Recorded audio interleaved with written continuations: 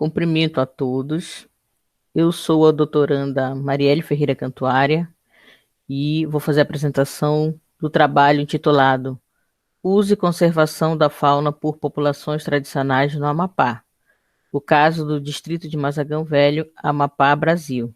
Esse trabalho teve a orientação do professor Dr. Raulian Borja Lima e Silva e foi co-orientado pela doutora Janaína Reis Ferreira Lima, fazendo parte do programa de pós-graduação em Biodiversidade e Biotecnologia da Rede Bionorte. Ele está organizado da seguinte forma: introdução, fundamentação teórica, caracterização da área de estudo, procedimentos metodológicos, animais alimentícios e medicinais no Brasil, uso e conservação da fauna na comunidade negra de Mazagão Velho, Mazagão, Amapá, Brasil, e considerações finais. Para iniciar, nós vamos fazer uma contextualização sobre o etnoconhecimento, que é considerado como um conjunto de saberes, ou seja, a cultura de determinado povo, sendo que esses costumes são repassados entre as gerações e eles exercem influências naquele grupo de pessoas. Além disso, ele visa estabelecer um conjunto de informações que são organizadas de forma concatenada e repassada entre as gerações.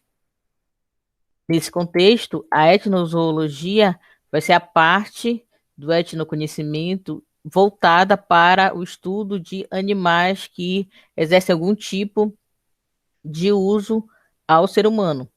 Então, Marques considera que é uma ciência transdisciplinar que associa as populações humanas e animais em determinado local com ênfase nos aspectos relacionados à fauna.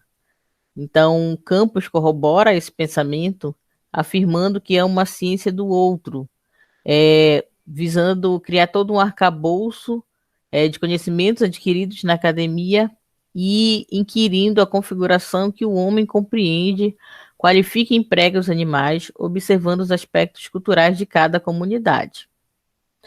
Outro conceito que não pode ser desassociado do processo do etnoconhecimento são as comunidades tradicionais. Então, essas comunidades são consideradas por Terra e Dossa como aquelas que ao longo da história, ao longo da sua história, conseguem manter e repassar informações entre gerações, e essas informações são transmitidas principalmente através da oralidade. Nesse contexto, o problema da pesquisa e o que justifica a execução dela, primeiramente, é a escassez de estudos nessa temática no estado do Amapá e também na região norte como um todo. O problema identificado vai estar relacionado na falta de estudo e nas lacunas de conhecimento do estado da arte. Então, a gente tem poucos estudos, poucas pesquisas sobre essa temática na região. Dessa forma, a pergunta que vai nortear que norteou a execução desse trabalho foi: quais os usos e formas de conservação da fauna por populações tradicionais no distrito de Mazagão Velho, no município de Mazagão? Como questionamentos secundários, nós tivemos: quais os grupos animais são utilizados na alimentação e medicina popular? Qual o volume e finalidade do consumo para fins alimentícios, terapêuticos ou outra forma de uso? Quais os animais usados na alimentação e na zooterapia em comunidades tradicionais no Brasil?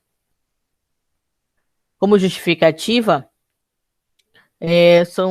nós tivemos os estudos etnológicos que atuam como elo entre um conhecimento acadêmico e os saberes repassados entre as gerações de forma tradicional, a escassez de trabalhos sobre etnozoologia. Quando esses trabalhos existem, eles geralmente são focados em um único grupo ou uma única espécie. Então, há uma escassez, uma falta de trabalhos realizados de forma sistemática, abrangendo vários estados, várias regiões e vários grupos animais. Além disso, trabalhos desse tipo, eles são essenciais no processo de conservação. Além disso, também ressaltamos que há uma valorização do conhecimento tradicional a partir da execução desse tipo de trabalho. O objetivo geral é conhecer o uso e conservação da fauna por meio do etnoconhecimento na comunidade de Mazagão Velho, Amapá, com coleta de informações in loco e no Brasil por meio da revisão de literatura. Como objetivos específicos, nós tivemos verificar os animais utilizados para fins alimentícios na comunidade de Mazagão Velho, identificar as espécies animais e suas compartes e ou produtos utilizados na medicina popular, investigar as outras formas de consumo de que não sejam alimentícias ou terapêuticas, analisar de que forma o consumo desses animais, produtos, afeta a conservação da fauna e verificar quais os principais animais usados na alimentação e na medicina popular. A revisão de literatura foi construída com alguns suportes teóricos, que foram conceitos sobre pinturas rupestres, domesticação e uso de animais, etnozoologia, etnoconhecimento e etnobiologia. Nesse contexto, pinturas rupestres e domesticação e uso de animais, nós tivemos como principais autores utilizados Prous, Gaspar, Bigarella, Beltrão, Price, Hemer, Diamond, Cardoso e Bellato, onde Prous cita que registros, pinturas ou gravuras deixadas pelos humanos em suportes fixos de pedra, ou seja, em rochas, são o que nós chamamos de pinturas rupestres. Já Gaspar considera que seja um conjunto de figuras e gravuras registrados em formações rochosas ou superfícies de frutas, cavernas e semelhantes. Bigarella citou a relação com o animal já extinto, o toxodonte, a partir desse registro em pinturas rupestres. Já Beltrão e Farias citaram registros de aves, felinos e mamíferos na região do Médio São Francisco, que é uma área reconhecidamente com vários registros desse tipo. O referido trabalho também exalta o xamanismo como atributo aos registros fotográficos. Price, por sua vez, considera que a domesticação seria um processo de adaptação de uma população selvagem a condições de cativeiro, compatível com o processo de alterações genéticas ao longo das gerações. A Hemer, esse conceito vai ser definido como um convívio de um animal sob o domínio humano ou criado e reproduzido em cativeiro e de mansidão natural para uma conveniência ou ofício. Diamond e Bellwood, em 2003, relataram que no Pleistoceno recente, as primeiras populações humanas estabeleceram uma sociedade de caçadores e coletores antes de iniciarem efetivamente a prática agrícola no período neolítico. Já Cardoso relata que alguns animais também seriam as representações de divindades. Bellato, por fim, cita o registro da utilização de animais para vários fins. As manadas serviam como guia para as tribos nômades também. Em relação a conceitos relacionados ao etnoconhecimento, etnobiologia e etnozoologia, Posey considera que a etnobiologia é uma ciência que investiga e tenta compreender os conhecimentos e definições estabelecidas por uma comunidade. Já Marques considera que seja uma área interdisciplinar e que vai perpassar pelo eixo antropológico-biológico. Souza também conceitua que é uma ciência perpetrada por vários povos e estudado pela etnologia. Pacheco enfatiza que a etnobiologia é o estudo das interações do homem com o ambiente regidas por conhecimentos e conceitos formados nas diferentes sociedades humanas. Já Gullis considera que essa ciência se configura como uma escuta social de coletivos pensamentos e percepções humanas. Perlin afirma que considera duas perspectivas, uma perspectiva utilitarista e uma perspectiva vislumbrada como de forma intelectual. Prado e Murrieta afirmam que há uma observação mais incisiva sobre as estruturas epistemológico-simbólicas associadas às formas locais de informação, classificação e disposição da natureza. Para Alves e Nishida, existe um contraponto a esse panorama, que é o conhecimento tradicional ter sido historicamente subjugado pela comunidade científica. Nishida, Nordi e Alves relatam que o conhecimento zoológico tradicional ou local existe em todas as culturas e ele vai ser ocasionado a partir da relação material ou espiritual dos seres humanos com a fauna e sua existência ocorre de forma colateral às informações sistematizadas na academia. Então, em relação a esse processo de domesticação e utilização da fauna pelo ser humano, nós temos registros de tempos muito longínquos. Por exemplo, o lobo, segundo Alves e Souto e Diamond, iniciou seu processo de domesticação há 12 mil anos e ocorreu no sudoeste da Ásia, na China e na América do Norte, assim como outros animais que nós podemos observar nesse quadro.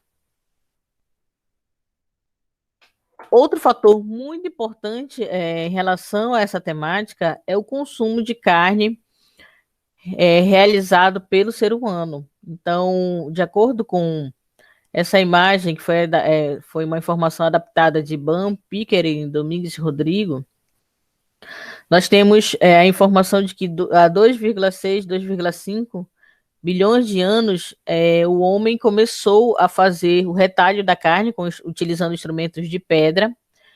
De 2,3 a 1,9 milhões de anos, ele desenvolveu maior habilidade em relação a esse manuseio da carne, habilidade também de quebrar os ossos para efetuar o consumo de tutano, e ele já iniciou o processo de carregamento da carcaça para utilizar em outro momento, já iniciando esse processo de estocagem. De 1,8 a 1,6 milhões de anos atrás, ocorreu o retalho extensivo dos restos dos animais, objetivando angariar um melhor aproveitamento, a obtenção de carcaças intactas e o consequente aprimoramento do processo de caça. Ainda dentro desse conceito de etnozoologia, é importante a gente frisar que existem sub-áreas, temas dentro desse conceito mais amplo. Então, nós podemos citar aqui a etnoaracnologia, que vai ser considerado o estudo da interação entre o homem e os aracnídeos, conforme Costa Neto 2000. A etnocarcinologia, que vai ser a interação entre o ser humano e os crustáceos, conforme Silva 2014. A etnoentomologia, que vai focar na interação que o homem realiza com insetos. Isso foi estabelecido por Berlim, Campos e Marx. Outros conceitos também, como a etnoictiologia, que vai ser a interação especificamente com peixes, elucidada por Maranhão, Marques e Costa Neto. Nós temos também a etnoherpetologia, o estudo que vai delimitar a interação entre o ser humano e os répteis, que vai ser mais estudado de forma mais precisa por Barbosa et al. E Cardoso et al. A etnoimmunologia, que vai ser a associação entre os sintomas e a presença de vermes em seres humanos, que foi uma concepção desenvolvida nesse estudo. A etnomalacologia, que vai ser a associação entre a utilização de moluscos pelo ser humano, relatado por Alves, Souto e Mourão e Costa Neto. A etnomastozoologia, que vai estudar especificamente a interação entre homem e mamíferos, conforme Costa Neto 2000. A etnoornitologia, que vai ser a interação entre homens e aves, também citado por Costa Neto em 2000, e a etnoprimatologia, que vai ser a relação entre homens e primatas, relatado por Dietz e Nagagata em 1986. Então, conforme a adaptação do trabalho de Alves, 2018, nós podemos citar alguns usos da fauna. Uso místico, religioso, medicinal, como entretenimento, vestuário, práticas esportivas, agrícolas, bélicas, combate ao crime, quando a gente trata da polícia que usa cavalos e outros animais para locomoção, animais de estimação, arte, pesquisas científicas e também, e principalmente, a forma alimentícia. Em relação à área de estudo, foi realizado no município de Mazagão, mais precisamente no distrito de Mazagão Velho. Então, é um município localizado ao sul do estado do Amapá, e ele é constituído por 3 distritos, que é o Mazagão Novo, Carvão do Mazagão e o Mazagão Velho, que foi o locus do estudo. Aqui nós podemos observar a localização do distrito, dentro do Brasil, o mapa do Amapá, e aqui o mapa do município de Mazagão e a localização de Mazagão Velho. Como procedimentos metodológicos, a revisão de literatura seguiu a taxonomia de Cooper, atualizada por Randolph em 2009, que teve as seguintes etapas, né? O foco, que buscou pesquisas envolvendo os termos etnozoologia, etnozooterapia, suas práticas e aplicações. O objetivo foi a generalização, criando uma perspectiva e uma representação neutra. A cobertura foi exaustiva, a organização foi conceitual e o público-alvo foram publicações gerais e especializadas para compor um checklist das espécies de animais reportados nas pesquisas. A pesquisa experimental foi realizada por meio de coleta de dados, e essa coleta de dados utilizou uma entrevista estruturada por meio de um formulário elaborado e testado, contendo perguntas abertas e fechadas, que estão contidas nos apêndices A e B. Então, aqui nós temos a imagem do formulário socioeconômico que embasou a realização dessas entrevistas. Aqui o formulário que visou buscar informações sobre o uso de animais especificamente. Aqui podemos observar de forma mais detalhada os itens solicitados durante as entrevistas. E as entrevistas elas foram realizadas com moradores do distrito de Mazagão Velho, no município de Mazagão, estado do Amapá. Elas foram realizadas de forma oral e direta, e também as respostas ocorreram de forma oral e direta. Os critérios de inclusão e exclusão foram convidados para participar da pesquisa moradores que tinham como idade mínima 18 anos, foram excluídos os que não tinham esse perfil, e essa pesquisa ela foi autorizada pelo CEP da Unifap, por meio do parecer consubstanciado número 4, com essa numeração. Os procedimentos metodológicos. A determinação do tamanho da amostra seguiu o proposto por Barbeta em 2003, utilizando as fórmulas 1 e 2, onde nós também tivemos a análise dos resultados seguindo a orientação e o método de Bardan, proposto por Bardan em 2009, que consistiu em uma pré-análise, a elaboração de indicadores para interpretação, a codificação dos dados a partir das coesões dos fatos e, por fim, a caracterização dos resultados.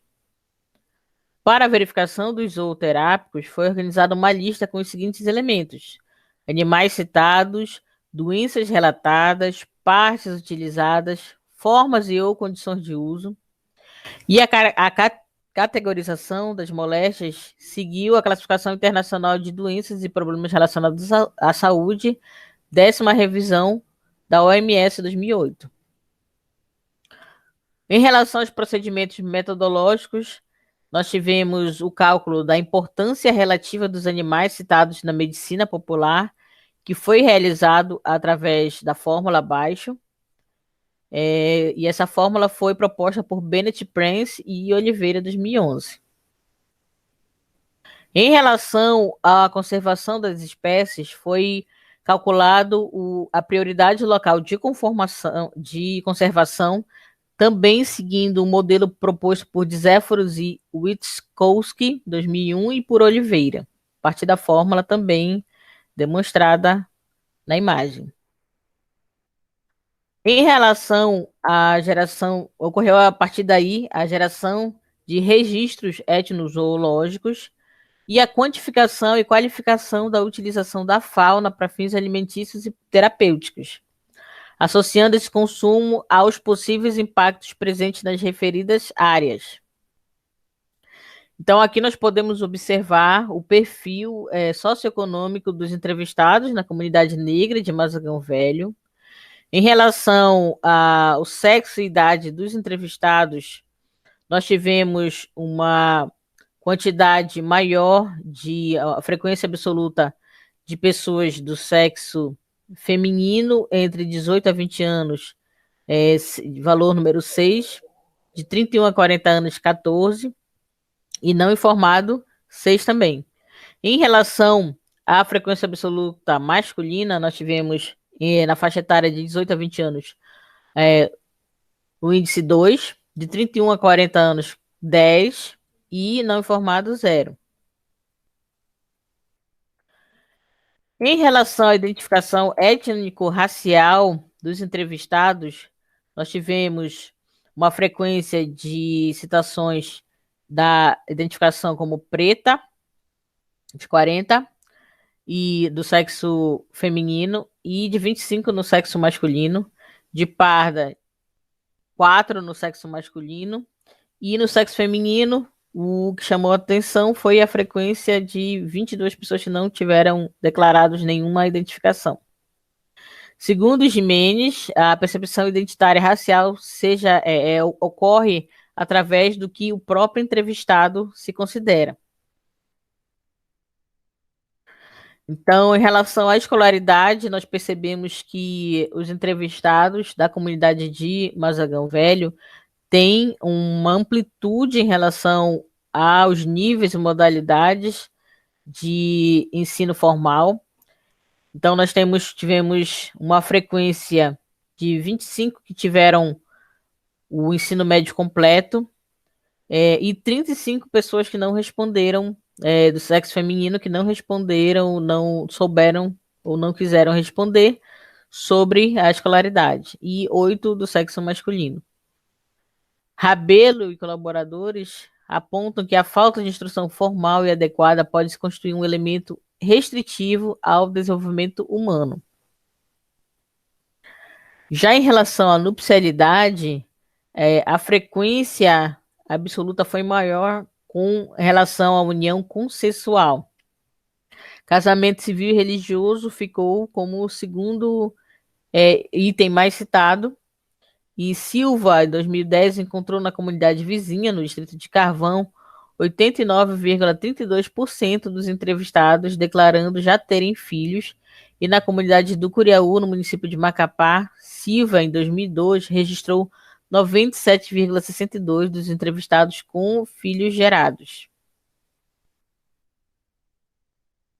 Em relação ao objeto propriamente do estudo, onde nós buscamos saber os alimentos mais consumidos de origem animal pelos entrevistados, foi citado o frango como maior frequência, e a caça dos animais silvestres, apesar da legislação ambiental vigente, ainda é praticada para consumo da população, devido ser uma fonte de proteína disponível e sem altos custos como as demais.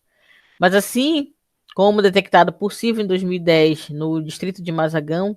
No município de Mazagão, essa atividade é realizada no intuito do abate de animais diversos para servir de alimento e não como fonte de renda, além de cuidados de não apanhar fêmeas e animais ainda em fase juvenil. Então, é observado que mesmo ocorrendo ainda a caça de forma frequente na comunidade, os caçadores utilizam critérios para a escolha dos possíveis alvos. Em relação ainda aos animais silvestres caçados, o de maior frequência foi a paca, seguido pela cutia e pelo tatu. Foram os mais citados.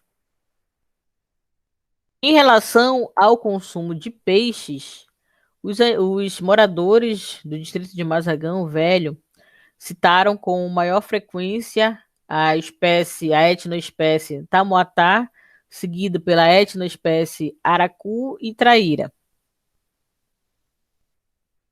Em relação às frutas, a fruta mais consumida, conforme resposta dos entrevistados, foi a banana, seguida do açaí e da manga. Em relação às verduras e legumes, os mais citados foram cheiro verde, coentro, a couve e o tomate. Em relação à atividade profissional, a maior frequência foi observada na categoria classificada como autônomo.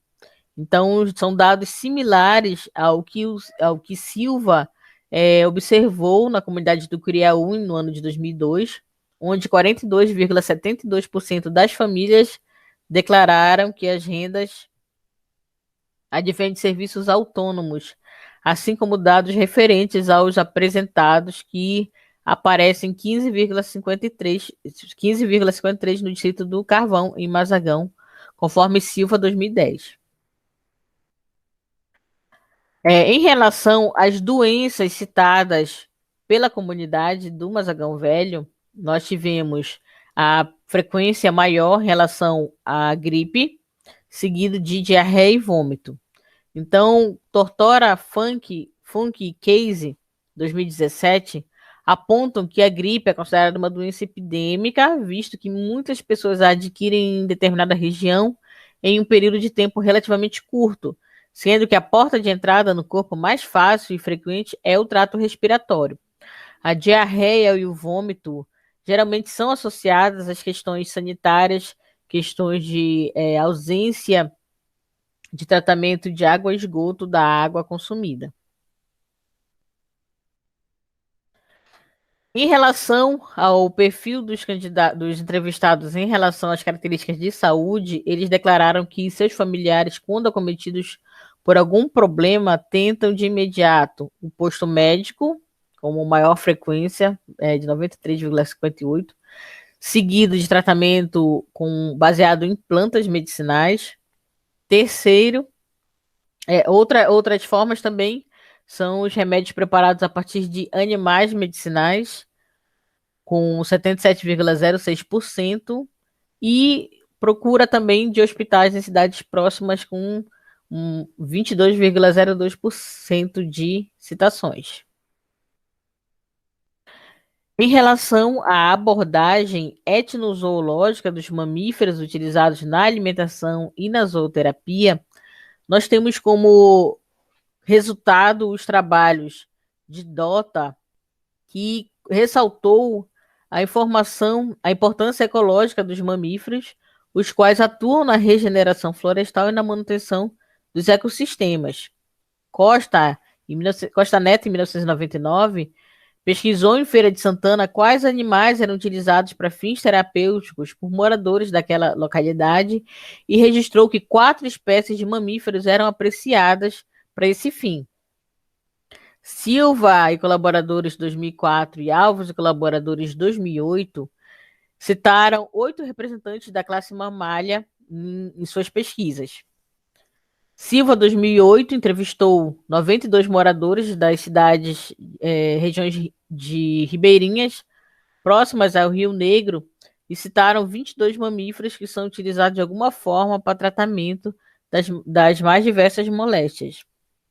Alves e colaboradores, em 2012, também citam nessa investigação 4 tipos de mamíferos. Lima, Florência e Santos reconheceram mamíferos como a segunda classe mais citada na sua pesquisa, tanto para fins alimentícios quanto medicinais. Borges e colaboradores, em 2016, obtiveram 19 mamíferos citados no uso dessa prática para fins medicinais nos seus trabalhos. Em relação a anfíbios e répteis, Alves e Dias, em 2010, realizaram pesquisa e observaram que os fatores associados ao processo de utilização desses animais são a acessibilidade, a disponibilidade e a eficácia no tratamento proposto. Costa Neto, em 2011, considera que a etnozooterapia é uma ferramenta fundamental para a bioprospecção, haja vista que demonstra um possível delineamento farmacológico para os produtos com propriedades medicinais. O autor enfatiza a importância dos estudos etnobiológicos para uma possível sistematização do uso. Pazinato, em 2013, observou a percepção ambiental de uma escola do interior do Rio Grande do Sul sobre conhecimento de anfíbios e répteis. E o resultado mostrou que os conhecimentos daquela população ainda são escassos e permeados de mitos e crenças trazidos e repassados entre as gerações. Valejo e Gonzalez, em 2015, realizaram uma extensa revisão de literatura e apresentaram uma lista de remédios baseados em anfíbios e utilizados pelos povos europeus antigos. 9 espécies foram citadas no tratamento das mais diversas enfermidades. A ordem Anura é a que apresenta a maior diversidade de espécies utilizadas como medicamentos. Teixeira, em 2018, relata que a banha do Pocdonemus umphilus é utilizada como pomada em ferimentos e a bile, que é popularmente conhecida como fel, é usada para a cura da malária. Em relação à abordagem etnozoológica de aves utilizadas na alimentação e na zooterapia no Brasil, Nóbrega, Barbosa e Alves observaram as espécies citadas têm valor de uso relacionado à criação doméstica. Galvani Loss, Costa Neto, Flores, em 2014, realizaram um estudo no povoado de Pera Branca, na região rural do município de Santa Terezinha, na Bahia, e obtiveram a citação de 47 espécies, sendo 22 famílias. Cajaíba e colaboradores, em 2015, realizaram pesquisa sobre um consumo de animais silvestres com moradores do município de Uruará, no Pará, e observaram que a classe das aves é a segunda mais consumida. Silva e colaboradores, em 2017, entrevistaram moradores da área rural do município de Itabaiana, no Sergipe, e observaram o significativo consumo de aves, onde foram citadas 29 espécies. Teixeira e colaboradores buscaram conhecer a fauna utilizada para fins medicinais por moradores da Serra do Conduru, na Bahia, e constataram que 4 espécies são conhecidas por essa finalidade. Em relação à abordagem de artrópodes, Velázquez, em 2003, citou que os indígenas do México pré-colombiano já abrangiam elementos como flores e algas e insetos junto à sua dieta. Costa Neto, 2003, também relatou que o consumo pode ocorrer das formas mais variadas e também em diversas fases do desenvolvimento, tanto na fase larva, pupa, do indivíduo adulto também. É registrado também o consumo indireto de produtos que são gerados no organismo animal. Silva, em 2014, realizou pesquisa no litoral norte da Bahia e os moradores citaram que eles têm um significativo conhecimento sobre os crustáceos, sendo que foram identificadas 13 etnoespécies. Romeiro, Oliveira e Carvalho realizaram um levantamento bibliográfico sobre os insetos que são consumidos na alimentação e registraram vários grupos com maior aceitabilidade alimentar, como os coleópteros, himenópteros, ortópteros e lepidópteros. Em relação ao consumo de peixes, Maranhão, Marques e Silva foram os primeiros autores que fizeram estudos com essa concepção. E esses estudos focaram principalmente o litoral Nordeste e Sudeste. Antos, Alves e outros autores realizaram estudos em 16 unidades da Federação, localizadas na região Norte, Nordeste e Centro-Oeste. Os entrevistados citaram tipos de peixes classificados em 96 gêneros e 121 espécies. Dessas, 80 espécies são consideradas de uso medicinal e têm a sua aplicação em 54 doenças. Em relação à alimentação, 41 espécies foram citadas. Então, é possível observar a importância etnozooterápica dos peixes. Costa Neto, Dias e Melo, em 2002, realizaram um estudo etno-ictiológico com pescadores do estado da Bahia e mostraram que os conhecimentos teóricos e práticos dos sujeitos sobre a sua atividade profissional, assim como aspectos importantes sobre a ecologia do ambiente, também foram observados como o período de frutificação de angiospermas, que são fonte alimentar de determinadas espécies de peixes. Mourão e Nordin, em 2003, categorizaram os padrões majoritariamente associados à predação e ao hábito alimentar. Aspectos ecológicos podem ser aferidos por meio das categorias obtidas, subsidiando monitoramentos ecológicos. Em relação aos critérios e scores utilizados para determinar espécies com prioridade de conservação, foi organizado de 40 a 44 estações como o score alto, 30 a 39 estações considerado médio, de 16 a 29 baixo e de 1 a 15 muito baixo. Em relação ao risco de coleta, a coleta destrutiva do animal teve valor de 10. Coleta sem causar a morte do animal, porém com danos a uma estrutura corporal de forma permanente, prejudicando a reprodução, foi considerado 7. Coleta de estrutura do animal que cause dano, mas não prejudica a reprodução do animal, teve valoração de 9. Em relação ao risco de coleta, a coleta de uma estrutura que futuramente pode ser regenerada ou não cause dano ao animal foi valorada com 1. Em relação ao uso local, nós tivemos 3 categorias: uso alimentar e medicinal com valor 10, uso alimentar atribuído valor 7 e uso medicinal valor 4. Então, para os animais registrados na comunidade negra de Mazagão Velho, foi feito o cálculo de espécie da conservação das espécies a partir da prioridade local de conservação, tanto para os animais utilizados na alimentação, quanto na medicina popular, seguindo o modelo adaptado por Zéforos e Witkowski.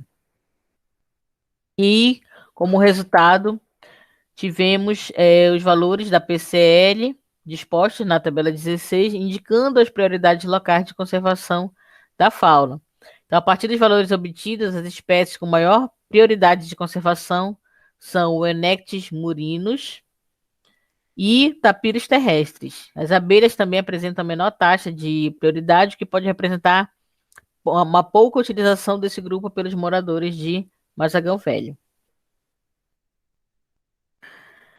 E, como considerações finais, nós podemos relatar que os moradores entrevistados na comunidade negra de Mazagão Velho apresentam um conhecimento relativo sobre os aspectos da fauna local. As etnoespécies são identificadas e utilizadas amplamente por aquele grupo de moradores. Os mamíferos correspondem a diversos usos e foram os mais citados na pesquisa, e o que é muito importante, já que o fato da comunidade fazer o uso racional desses animais e evitando o consumo de indivíduos jovens para garantir a manutenção das espécies na natureza. Os dados obtidos nesse estudo poderão ser utilizados para fomentar a elaboração de documentos ou planos que, aliado a outros estudos e a outras proposituras, visem resguardar o conhecimento tradicional da comunidade de Mazagão Velho, mostrando a importância de estudos etnozoológicos para registro das impressões humanas sobre animais. Também vale ressaltar que é o primeiro registro sobre o uso de animais na zooterapia e pode ser o início da consolidação de uma linha de pesquisa que visa registrar e resgatar informações na maior parte do tempo, visto que essas informações são transmitidas na maior parte do tempo de forma oral dentro das comunidades tradicionais. E as informações apresentadas pelos moradores de Mazagão Velho podem ser traduzidas em linguagem simplificada, trabalhadas de forma lúdica nas escolas da comunidade rural daquela região e também como registros para a cultura amapaense. O resgate dessas informações, além de servir para fomento de estudos científicos, registra parte importante da história do conhecimento construído pela comunidade ao longo do tempo que faz parte da cultura local, pelo qual teve influência africana, indígena e portuguesa, e tem até hoje uma importância significativa na identidade cultural do Amapá. Muito obrigada.